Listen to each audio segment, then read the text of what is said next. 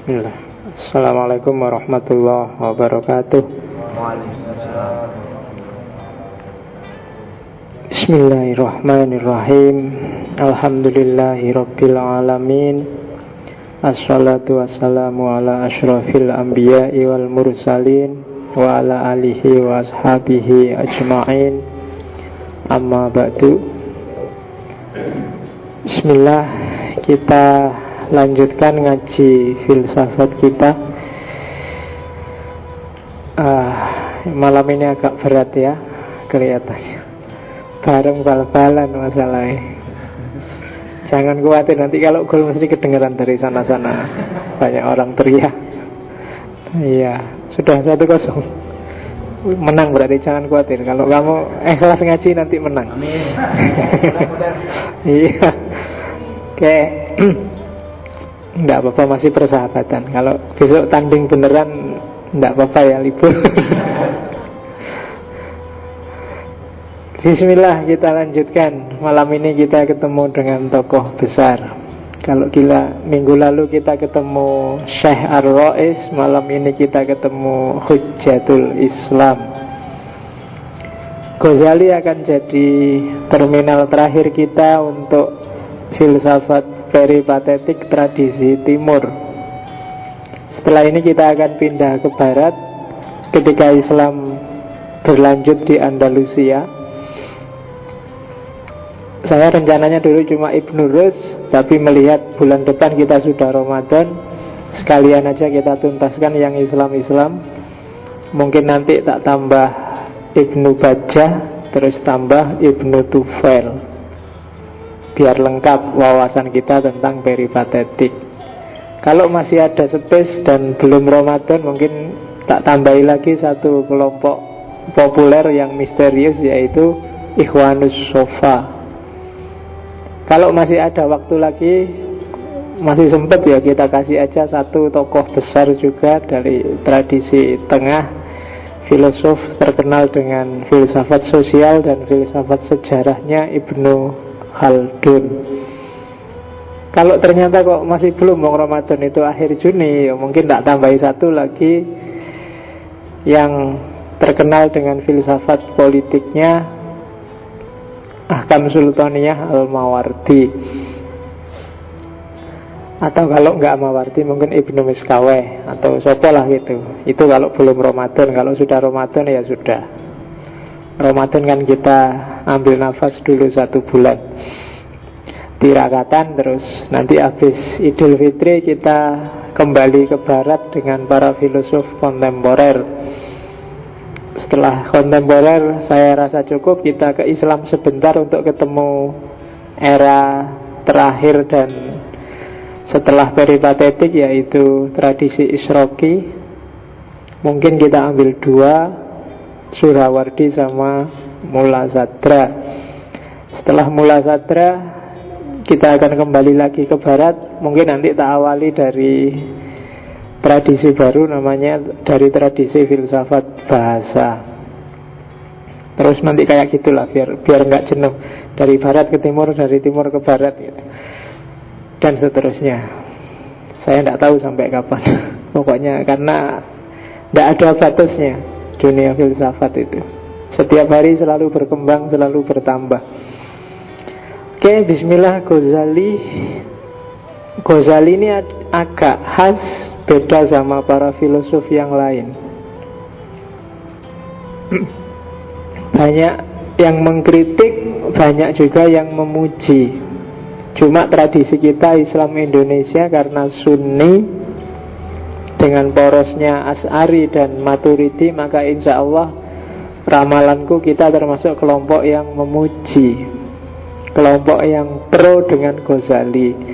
Tapi ada baiknya sekali-sekali juga kita baca tulisan-tulisan yang mengkritik Ghazali. Kenapa Ghazali disebut Hujjatul Islam? Karena dia adalah filosof, teolog, faqih, dan segala macam gelar yang punya visi untuk mempertahankan Islam dalam tanda petik. Dia khawatir lihat, ini kok Islam ini hampir ditelan oleh Yunani di peripatetik. Oh ini kok banyak orang Islam juga ditelan oleh tradisi batiniah. Tradisi batiniah itu sayap Syiah yang mendewakan imam. Oh ini kok Islam hampir ditelan oleh akal di Mu'tazilah. Maka dia banyak sekali nulis dan membuktikan bahwa dia memang seorang yang layak dijadikan hujjatul Islam. Jadi dia sendiri adalah bukti betapa Islam itu rasional, betapa Islam itu masuk akal. Jadi sebelum teorinya dia sendiri adalah hujjah. Oke, Ghazali lahir sekitar tahun 1059 dan meninggal tahun 1111. Jadi tidak tua juga meninggalnya, nggak terlalu tua. Ghazali lahir dan hidup ketika Mu'tazilah mulai redup dan Asy'ariyah jaya. Dia sendiri adalah seorang eksponennya tokoh Asy'ari karena dia muridnya Imamul Haramain Al-Juwaini. Baghdad redup, hampir jatuh, mendapat ancaman dari dinasti Buwaihi yang sangat Mu'tazilah. Baghdadnya sendiri sudah ganti haluan jadi Asy'ariyah. Juga dapat ancaman dari dinasti Fatimiyah di Mesir yang baru bangkit. Dan membaca Ghazali ini pegawai negeri, dosen, bahkan nanti sempat jadi rektor. Meskipun kemudian dia galau karena gonjang-ganjing politik, terus dia mengembara mencari jalan sufi dan jadilah dia seorang sufi besar. Ghazali nama lengkapnya Abu Hamid Muhammad bin Muhammad Al-Ghazali. Punya saudara Ahmad bin Muhammad Al-Ghazali. Nah, jadi awas keliru. Kakaknya namanya Ahmad, dia sendiri Muhammad. Ghazali itu memang lahir di daerah namanya Ghazala, sehingga disebut Al-Ghazali. Tapi ada juga yang menulis dengan 2 Z, Al-Ghazali, karena memang ayahnya Ghazali itu, bapaknya itu tukang sepatu, jadi disebut Ghazal. Tenun, pokoknya gitulah. Jadi kerja, punya toko di rumahnya. Hanya saja bapaknya ini meninggal waktu Ghazali masih kecil. Saudaranya banyak. Cuma sebelum meninggal, ayahnya sempat menitipkan Ghazali pada seorang temannya yang sufi, sehingga pendidikan awalnya Ghazali itu sufi. Mungkin dari sini terus terbentuk jiwa sufistik dalam dirinya, sehingga setelah penjelajahan intelektual yang luar biasa, puncaknya ada di sufi, ketemunya di tasawuf. Ghazali umur 28 tahun dia sudah jadi dosen dan rektor di Nizamiyah atas rekomendasi Perdana Menteri saat itu, Nizamul Mulk. 10 tahun dia di puncak karirnya. Umur 38 dia diserang skeptisisme luar biasa yang diawali banyak peristiwa, termasuk terbunuhnya Nizamul Mulk. Dari situ kemudian sekitar 6 tahun dia mengembara di Mekah, di Damaskus, pokoknya melakukan uzlah, melakukan perjalanan mencari kebenaran. Dan 6 tahun ini orang susah nemuin dia, sehingga ceritanya dia selama 6 tahun ini kemana aja jarang orang ngerti. Ya pokoknya ada yang bilang dia di Damaskus, ada yang bilang dia 2 tahun di Mekah dan Madinah. Pokoknya banyak tafsiran, tapi yang jelas dia memang sengaja menghindar dari dunia, melakukan riyadhah. Dan ketika dia melakukan perjalanan uzlah inilah nanti lahir Ihya Ulumuddin. Setelah 6 tahun dia kembali lagi ke Baghdad dan kembali lagi ngajar di Nizamiyah, cuma tidak kayak dulu lagi. Di antara yang bikin dia galau, bikin dia diserang skeptis luar biasa itu ya saudaranya. Karena saudaranya yang Ahmad Ghazali ini memang sejak awal sudah menempuh jalan sufi. Kapan-kapan kalau ada waktu, mungkin pas saya nggak bisa, nanti tak kasih film yang judulnya The Alchemy of Happiness. Cuma yang di saya terjemahannya masih bahasa Inggris, jadi semoga ada waktu tak translate ke Indonesia.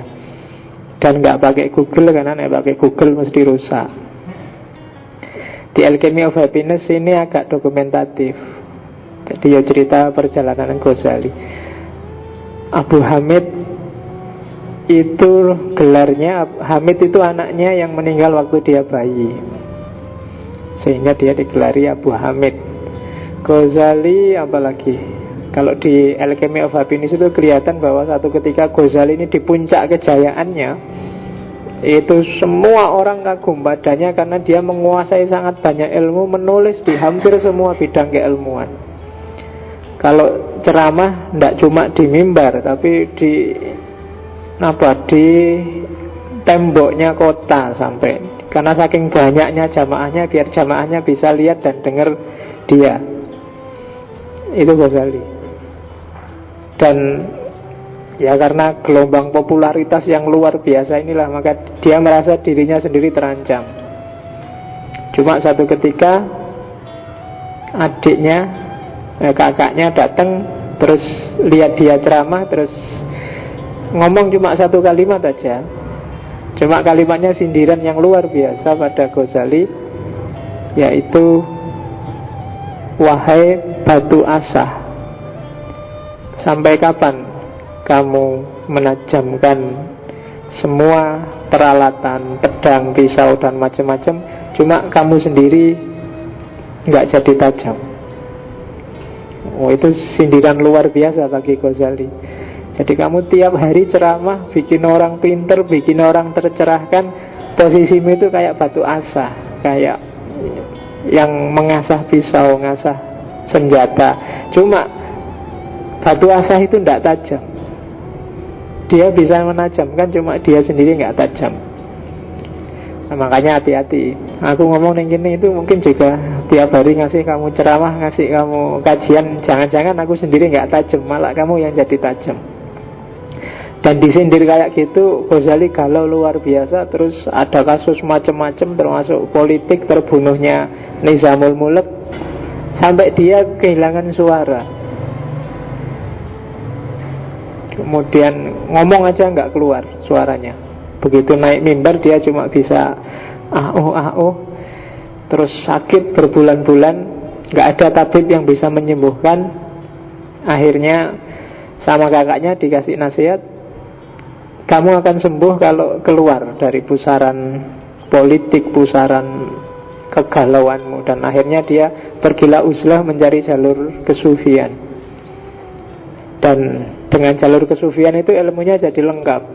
Tambah satu ilmu puncaknya, yaitu tasawuf. Dan tidak lama setelah dia kembali ke Baghdad, nanti dia kemudian meninggal. Sekitar 2 tahun ngajar lagi, terus meninggal, tidak sampai tua. Oke, itu Ghazali. Di internet gambarnya biasanya kayak gitu, yaitu gambar rambutnya sampai budak tapi panjang. Kalau kamu yang merasa rambut depannya rontok, tidak apa-apa, yang belakang panjangin aja. Generasi kedua Ghazali. Gitu. Oke, rambut itu sama budaknya. Oke, bismillah, kita lihat. Yo, teorinya tetap kayak kemarin, mala yudroku kulluhu, la yudroku kulluhu. Enaknya Ghazali itu, Ghazali ini cara berpikirnya sederhana. Maka gampang sekali kamu mengakses Ghazali itu gampang. Di antara kritikannya orang pada Ghazali adalah pikiran-pikirannya Ghazali ini arahnya selalu untuk orang biasa, untuk orang awam, bukan untuk orang elit, sehingga lebih mudah dipahami daripada para filosof yang lain. Yang kedua ya karena kita akrab, logika agamanya sangat kental kalau di Ghazali, tidak seperti yang lain. Itu kelebihannya. Kelemahannya dia sering dituduh mematikan filsafat, mematikan tradisi berpikir rasional. Nanti pelan-pelan kita lihat apa iya begitu. Kita awali dari keraguan-raguannya Ghazali dalam Al-Munqidh Minad Dhalal. Ghazali yang ragu-ragu itu Ghazali yang sudah mateng, yang di kepalanya sudah penuh ilmu macam-macam. Baru dia ragu-ragu, baru dia merasa ini di antara sekian banyak ilmuku ini mana sih yang benar, yang sejati, mana sih yang isinya itu sesuai dengan yang ku inginkan, yang pas, yang tidak ada kelemahannya. Kok semuanya tak lihat ada kelemahannya. Itu Al-Munqidh Minad Dhalal. Jadi kamu kalau pengen niru Ghazali, penuhi dirimu dengan segala macam wawasan, baru ragu-ragu. Jangan dibalik. Kamu kan biasanya rotong gaya tuh, wah ini saya pencarian pak, saya mencari apa. Kamu isi dulu sebanyak-banyaknya, baru kamu ragukan.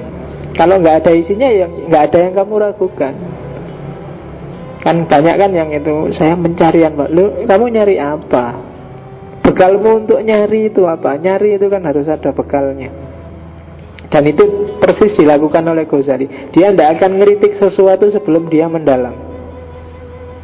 Gak mungkin dia ngomong sesuatu sebelum dia pernah nulis tentang sesuatu itu. Sebelum dia ngeritik filsafat, dia nulis Maqasidul Falasifah. Sebelum dia ngeritik Batiniyah Syiah, dia nulis tentang Syiah. Itu kelebihannya Ghazali. Jadi dia merunut semua ilmu-ilmu, diawali dari panca indera. Katanya Ghazali, yang paling meyakinkan dari semua fakultas pengetahuan dalam diriku itu panca indera. Aku lihat teh, bisa tak pegang. Jelaskan ini tegas, kamu gak bisa bantah kalau tak bilang ini loh ada segelas teh. Rasanya manis, jelas juga, tinggal dibuktikan. Kalau nggak percaya silahkan kamu minummu sendiri tapi. Indra tegas, jelas. Kamu membantah susah loh. Tak bilang karpet itu merah, kamu oh iya pak merah. Universal. Tapi setelah dipikir-pikir oleh Ghazali, ternyata ya meskipun dia tegas tapi tidak pasti juga kebenarannya. Kadang-kadang menipu. Bintang itu dari jauh kelihatan kecil, cuma mindrik-mindrik, tapi begitu ngerti aslinya, ternyata aslinya ngalah-ngalahi bumi besarnya. Pensil itu lurus, tapi kalau kamu masukkan di air, indramu menangkapnya bahwa dia bengkok. Ya kan? Kalau kamu menutup mata pakai indera peraba, antaranya orang cakep dan jelek rasanya sama. Podo-podo, ada hidungnya, ada matanya, ada. Begitu melihat, alah ternyata ketipu tuh indera perabaku. Bau juga begitu, baunya wangi, begitu dilihat, alah kayak gitu orangnya. Nah itu indera. Jadi seolah-olah ya, tapi bisa tidak loh kalau indera itu. Suaranya merdu, kamu dengar sampai ngantuk. Begitu ketemu orangnya kayak penyiar radio itu loh. Aduh, ternyata beda. Indera. Makanya katanya Ghazali, ada yang lebih pasti daripada indera, akal. Kamu lihat bintang tadi kecil, jauh, seolah-olah hanya sekepalan tangan. Tapi akalmu yang bilang, oh enggak, coba dipertimbangkan jaraknya, coba dipertimbangkan ruangnya, dipertimbangkan, itu dia pasti lebih besar, akal. Tadi pensil yang masuk di air kelihatan bengkok, tapi kan kamu tetap nggak percaya kalau itu bengkok, pedomannya apa? Akal. Itulah. Tadi kamu pakai tangan, kamu raba wajahnya orang sama semua, tapi akal lo bilang nggak ada orang wajahnya sama persis itu. Mesti beda-beda, ada yang cakep, ada yang jelek. Begitu kamu dengar suaranya kok merdu ya, tetap akalmu yang bilang, ya suara kan nggak jaminan wajahnya juga cakep. Akal yang bisa bilang kayak gitu. Jadi akal lebih pasti daripada indera. Jadi kalau kamu dihadapkan dengan dua pilihan, ada dua bukti kalau pakai logikanya Ghazali ini. Yang satu bukti empiris, yang satu bukti rasional. Bukti rasional ini lebih kuat. Empiris itu bisa dibikin loh, gampang, bisa dimanipulasi. Yang penting kan kelihatannya bagaimana. Tapi akal yang nggak bisa ditipu.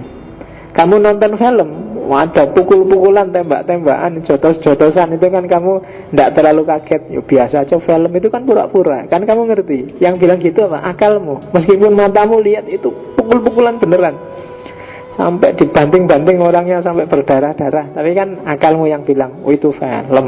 Ngerti aku kan gitu. Nah, kadang-kadang orang ketipu dengan akalnya. Dari situ terus Ghazali menyimpulkan, oh berarti akal juga punya kelemahan. Iya, orang bisa salah mikir loh, orang bisa salah menyimpulkan, salah jalur dalam berpikir itu ada. Akal juga bisa dimanipulasi ternyata. Setelah tadi indera tegas tapi ternyata tidak pasti, akal kelihatannya pasti tapi kok ya bisa ditipu ya. Kan kamu sering kan mikir itu keliru. Kamu anggap apa, ternyata kok begitu. Oh ini orangnya baik mesti, kemarin kayak gini-gini, besok pasti begitu. Ternyata enggak. Ini kayak milih presiden itu kan, kamu selalu ketipu kan. Dulu SBY itu ini jago nih, Satrio Piningit iki mesti gede gagah. Wah, semua orang sayang sama SBY, penuh harapan begitu jadi presiden. Halah, podo ae. Nah, kamu ketipu kan? Kamu menyimpulkan SBY kayak gitu kan pakai akal lu. Dan ternyata ketipu juga. Bolak-balik kan kita ketipu.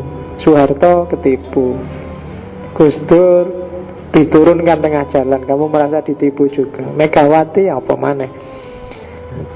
Jadi ketipu terus. Dalam banyak hal kita ketipu. Apalagi hari ini semua hal dipolitisir, nggak ada yang lurus. Jadi kamu jangankan ketipu, mikir aja nggak sempet. Kamu dicekoi tiap hari oleh TV. Pikirannya, jadi kamu nggak sempet mikir, kamu dikasih informasi terus. Nggak cuma manipulatif itu, kamu disetir. Akal ternyata lemah. Cuma katanya Ghazali, cuma selemah-lemahnya akal, ada hal-hal yang pasti, tegas, nggak mungkin salah, yaitu aksioma. Aksioma-aksioma akal yang elemen-elemen dasarnya nanti jadi ilmu namanya logika dan matematika. Ini susah kamu cari salahnya. Akal bisa ketipu, mungkin dia salah paham, mungkin dia salah mengerti. Tapi kalau aksioma tidak bisa, karena dia hukum universal. Setengah itu lebih kecil dari satu, itu aksioma sudah. Kamu jungkir balik tidak bisa pak, segalanya itu tergantung konteksnya. Carilah kalau bisa setengah yang lebih besar dari satu. Tidak akan bisa, itu aksioma. 1 tambah 1 2. Wis kamu boleh ngeyel, terserah kamu pakai teori apa, tapi wis jelas kelihatan 1 tambah 1 itu ya 2. Itu namanya aksioma. Dalam hidup ini ada aksioma-aksioma yang kebenarannya pasti. Dan teorinya Ghazali ini nanti akhirnya diadopsi oleh Immanuel Kant. Jadi yang bahwa akal ini punya bekal. Sebenarnya nanti diawali di Descartes, tapi Descartes isinya agak beda. Yang aksioma itu agak bau platonik, namanya ide bawaan. Tapi kalau di Kant sangat mirip dengan Ghazali. Makanya disertasinya Pak Amin Abdullah itu kan membandingkan antara Ghazali dan Kant, karena memang dua orang ini punya akar yang sama. Jadi indera tidak bikin pasti, akal tidak bikin pasti, aksioma ada kepastian. Cuma aksioma ini barang yang sangat abstrak, harus dikejar lagi sekarang. Di mana ada kebenaran yang sejati, kebenaran yang pasti. Maka Ghazali melihat terus ketiga aliran yang saat itu sangat populer: ilmu kalam, filsafat, dan batiniah. Batiniah itu Syiah saat itu. Oke. Yang pertama dia menjelajahi ilmu kalam. Ilmu kalam itu orang yang mencari argumen rasional dari agama. Bisa nggak ya ilmu kalam orang ketemu kepastian? Ilmu kalam orang tidak ragu lagi. Dan kesimpulannya Ghazali nggak nemu. Nggak bisa. Meskipun aku Asy'ari, tapi argumen-argumennya juga banyak juga yang tidak pasti, masih meragukan. Dan bahkan ilmu kalam ini bagi yang filosof-filosof itu sangat tidak memuaskan.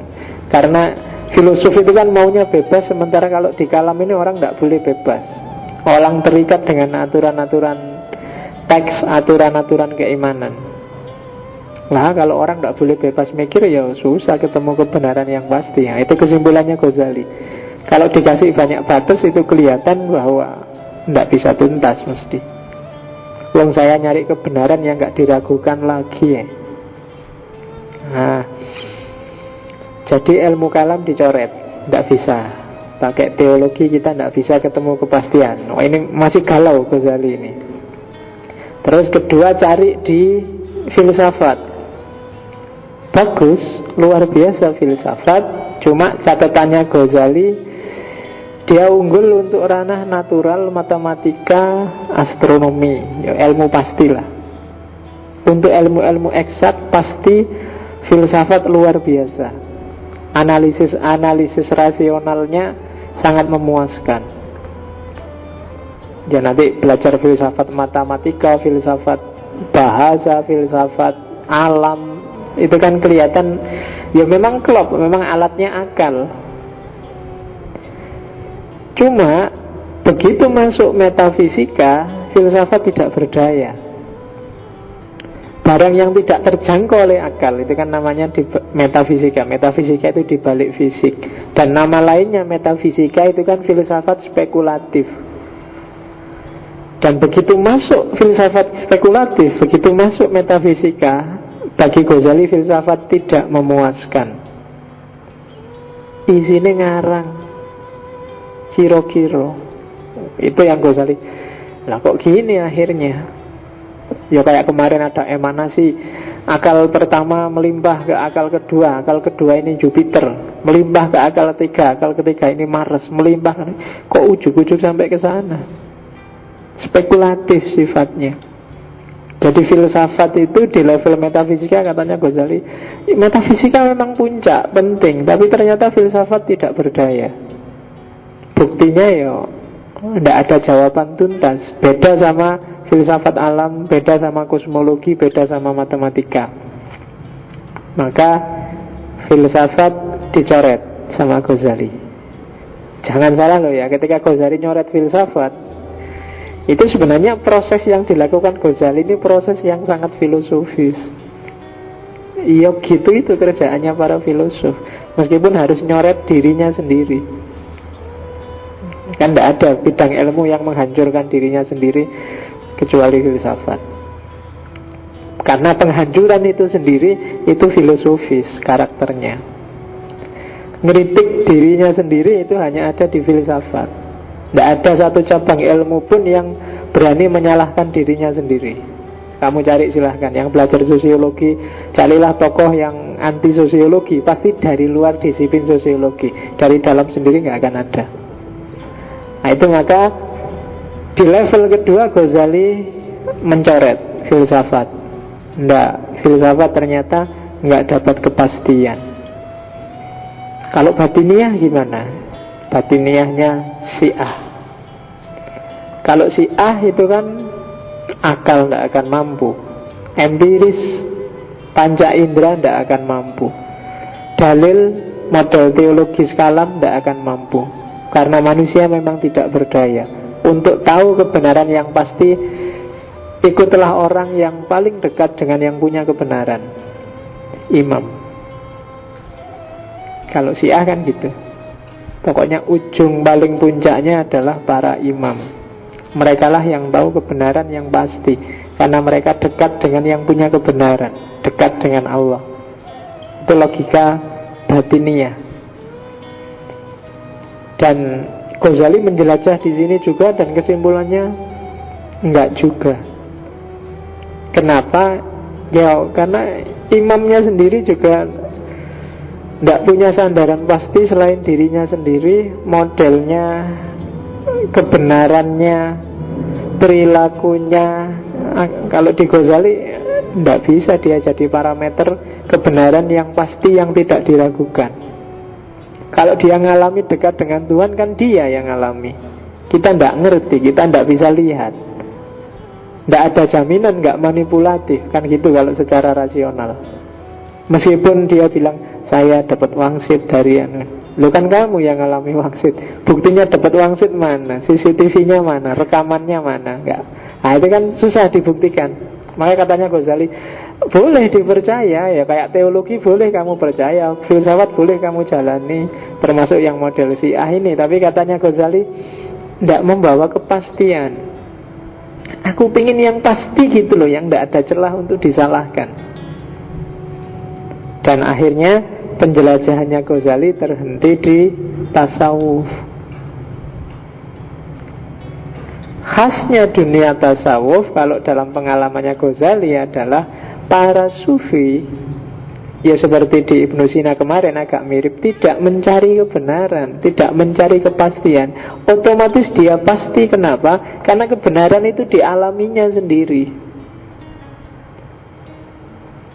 Panca indera itu kan keluar, melihat keluar. Akal juga nyari objek. Tapi orang sufi itu kebenaran itu dialami secara langsung. Kebenaran dialami itu kebenaran yang kalau dalam filsafat epistemologi namanya kebenarannya intuitif, dirasakan sendiri secara langsung, yang nanti oleh Ghazali disebut zauqiyah, yang puncaknya adalah kasfiyah, terbukanya semua hakikat kebenaran. Tapi jalannya karena dialami. Kalau bahasanya Ibnu Sina kemarin kan tahakkuk, dialami. Dialami itu kayak kamu tak ceritain seperti apa manisnya teh ini, kamu mesti masih ragu. Masa sih, masa? Dan seterusnya. Untuk bisa ngerti gimana manisnya teh gampang, kamu minum aja. Kamu alami teh ini dan kamu sudah dapat pengetahuan bahwa teh ini manis, dan gak bisa dibantah sudah. Wong ngalami sendiri kok, kan gitu. Itulah nanti yang di Ghazali disebut ilmu laduni, yang dikembangkan oleh Suhrawardi jadi ilmu huduri. Jadi ilmu yang antara subjek pengetahuan dengan objek pengetahuannya jadi satu. Yang mengetahui aku, dan caraku untuk tahu objeknya ya aku sendiri. Untuk ngerti teh ini manis kan ya lihat aku sendiri, wong aku sendiri sing minum. Kan gitu. Namanya pengetahuan swa objek. Jadi swa objek itu kan kayak swadaya gitu loh, dayanya sendiri. Swa objek, objeknya ya dirinya sendiri. Jadi antara aku yang tahu dengan yang diketahui jadi satu. Dan ini kekuatannya jauh lebih tinggi daripada lawannya, pengetahuan yang dicari di luar dirinya manusia. Makanya kan para sufi itu tak cari Tuhan di mana-mana, nggak ada, ketemunya di dalam, dialami langsung maksudnya.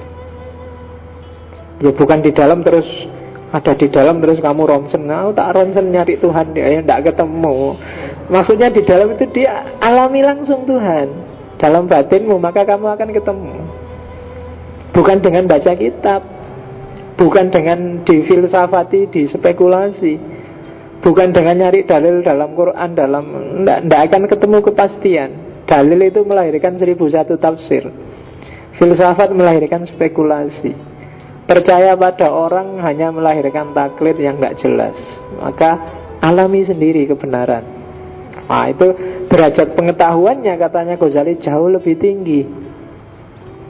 Kamu nulis misalnya tentang bagaimana pacaran itu mengganggu kuliah misalnya, tapi kamu tidak pernah pacaran, atau hanya baca referensi buku tentang pacaran, levelmu lebih rendah dibandingkan dia yang nulis hal yang sama, tapi dia sudah ngalami sendiri bagaimana susahnya dia kuliah sambil pacaran. Itu kan levelnya kan beda. Kuliah sambil kerja, gimana rasanya? Hanya dia yang alami, yang ngerti. Kamu yang lihat dari luar mungkin ngerti, tapi level pengetahuannya di bawah. Dan pengetahuan jenis ini ditemukan Ghazali di tasawuf. Maka puncak epistemologinya Ghazali kalau di Al-Munqidh Minad Dhalal itu ketemunya tasawuf. Jadi berangkat dari pertanyaan tadi, empiris. Dari empiris naik ke akal, terus masuk model dalil ala ilmu kalam, teologi, naik model rasional ala filsafat, naik model otoritas ala batini, dan puncaknya ternyata yang benar model intuitif ala sufi. Itu pengembaraan intelektualnya Ghazali dalam rangka nyari obat kegalauannya dia. Nah, ini kan ilmu yang luar biasa. Menjelajah seperti ini kalau modalnya nggak kuat juga agak susah. Jadi ya pelan-pelan diturut dari dasar sampai di puncak dan ketemu. Dan mungkin masih banyak kelemahannya, tapi momen ketemu itu setiap orang harus nyari sendiri-sendiri mana yang kepastian menurut dirinya. Itu sebenarnya yang disebut tanggung jawab intelektual. Kalian kan termasuk kelompok elit intelektual, harus juga punya kesadaran seperti ini. Biar nggak kayak kritiknya Gramsci itu loh, jadi intelektual tradisional, bukan intelektual organik. Intelektual tradisional itu diceramai ya manut, besok diceramahkan ulang ke yang lain. Tidak ada perkembangan, kamu tidak terlibat. Kalau pakai Ghazali ya harus terlibat langsung. Oke. Nah, kita pelan-pelan masuk lagi. Terus ketemu sekarang kebenarannya. Sekarang menjelajahi secara lebih dalam setiap ilmu. Nah, katanya Ghazali, kita harus sadar bahwa masyarakat muslim yang digarap habis-habisan oleh para filosof dengan tradisi Yunani itu tidak sama. Ada orang yang pokoknya beriman dan tidak pakai tanya-tanya. Ini biasanya disebut awam. Ada orang yang beriman dan berusaha cari dalilnya. Dan ada orang yang beriman dan berusaha menyelami sendiri keimanannya, menyelami dan mengalami. Itu bedanya. Teman-teman hari ini ngaji itu mungkin level kedua, sudah beriman dulu dan nyari dasar-dasar dari keimanannya, rasional. Mungkin lewat ngaji filsafat, mungkin lewat ngaji hadis, mungkin lewat ngaji. Itu kan ngaji itu kan indikasinya kamu cari dasar rasional, nggak cuma iman terus manut. Tapi ada yang lebih dahsyat dari itu, yaitu level ketiga. Jadi kamu mengalami langsung, kayak penjelajahannya Ghazali tadi.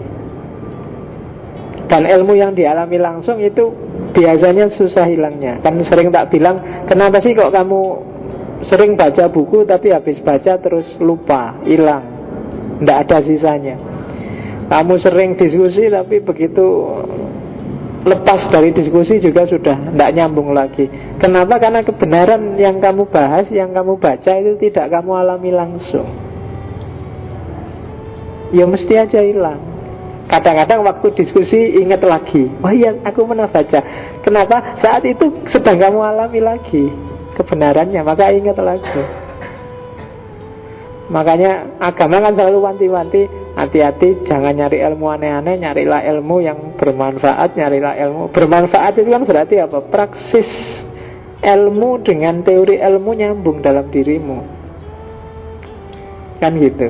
Antara yang diceramahkan dengan yang kamu jalani pas, maka nyambung. Itu ilmu yang dialami. Sehingga kalau kamu hari ini merasa, Pak, saya sering kan dapat pertanyaan kayak gitu, mahasiswa, Pak, saya habis baca itu, ya paham Pak, waktu baca bukunya tak tutup, hilang sudah, nggak tahu lagi. Tapi nanti kapan-kapan ya ingat lagi. Nah, sebenarnya itu tidak hilang, karena dia mati dalam dirimu, tidak hidup. Maka hidupkan. Jadi tugasnya intelektual itu menghidupkan kebenaran, bukan menghafalkan kebenaran, bukan mengoleksi kebenaran. Nggak ada gunanya kamu ngerti macam-macam tapi tidak jalan. Nah, mulai sekarang begitu. Jadi kamu dapat kuliah apapun dari dosen, coba dilatih kalau bisa loh ya. Latihan pelan-pelan. Oh, yang diomongkan Pak dosen ini nyambung dengan hidupku bagian ini. Ketika aku kayak gini mungkin kayak teori itu yang dibilang. Itu nyambung namanya. Biasa kamu akan lebih mudah untuk mengoleksi itu, untuk nyimpen itu sehingga tidak hilang. Oh, ini ketika aku gini, ini teorinya kayak teori ini. Ini kan hidup kebenarannya dalam hidup. Oh, berarti aku kemarin salah. Kalau pakai teori itu mungkin aku pas teori itu karena itu berarti hidup. Berdialog dengan dirimu. Jangan cuma dihafal. Karena hari ini ya, trennya kan gitu. Pokoknya yang penting diajar dosennya, ditulis, besok mau ujian dihafalkan. Setelah ujian keluar lali wes. Kamu yang semester 6 kalau ditantang ujian semester 1 mesti gak lulus. Harusnya semester 6 itu wis apa semester 1 sepele, tapi kan mesti gak lulus. Kenapa? Ya karena wis lali. Catatannya juga sudah hilang. Karena dulu cuma ngopinya kecil-kecil lagi, waktu ujian ditaruh di bawahnya. Nah ya. Oke. Ya, kelemahannya pendidikan kita hari ini kan itu terlalu teknis. Jadi orang selalu sibuk dengan sistem pendidikan. Ya sistem bisa apa saja, tapi kalau mentalitas kita bukan mentalitas pencari kebenaran, ya hasilnya ya cuma kebenarannya dihafalkan dan dikoleksi. Nanti kalau ada yang unik-unik dikit, paling kan kamu upload di Facebook, kamu bikin status, kan paling gitu aja mentoknya. Terus semua orang heran, wah hebat sekali ya, wah kamu seneng wis kalau gitu. Padahal temenmu komentar itu basa-basi aja.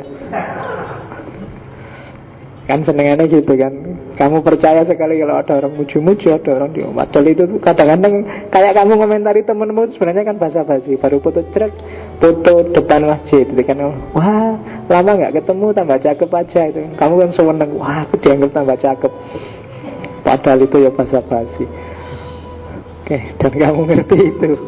Oke ya, jadi hidupkan kebenaran. Biar kamu masuk masyarakat agama kelas 3. Kelas 3 itu kelas paling tinggi loh ya. Bukan kelas 1. Selama ini mungkin bagi saya masih kelas 1 juga. Kamu masih pokoknya percaya wailah. Tak ceramai kayak gini kan kamu percaya aja kan. Percaya wailah. Yang menunggu mungkin Ghazali kan kamu gitu mesti. Jadi di level itu kamu masih kelas 1 masih kan, belum kelas 2. Kalau kelas 2 itu begitu tak ceramai gini, masa sih gitu? Coba nanti tak cek di bukunya. Wah itu kelas 2 sudah. Tapi kalau sudah, iya ya tak cek di bukunya bener, ini harus tak jalankan ini. Itu kelas 3 sudah. Kalau sudah nyampe kelas 3 tidak akan hilang, karena dia sudah jadi hidupmu. Itu kebenaran. Oke, makanya kuliah itu paling enak kalau jurusannya sesuai dengan jiwamu. Hari ini banyak orang kuliah yang tidak sesuai jiwanya. Pertimbangannya, lumayan ada beasiswanya. Terus padahal kamu yang males jurusan itu, kamu ambil aja, lumayan beasiswa. Kan itu pertimbangannya. Yo lulus mungkin, tapi dia tidak akan hidup kebenarannya. Dan kalau kebenaran tidak hidup itu tidak ada gunanya biasanya. Apalagi pekerjaan yang gak sesuai jiwamu, itu lebih sengsara lagi sudah. Ya kan? Terpaksa pak saya itu bisnis. Bisnis terpaksa, soro kamu. Saya itu tidak minat, tidak suka aku ngajar pak, tapi terpaksa, gimana lagi harus ngajar. Oh itu gawat. Kamu tidak akan bisa jadi agen menghidupkan kebenaran. Karena untuk bisa menyebarkan kebenaran, kebenaran itu harus hidup dulu dalam dirimu.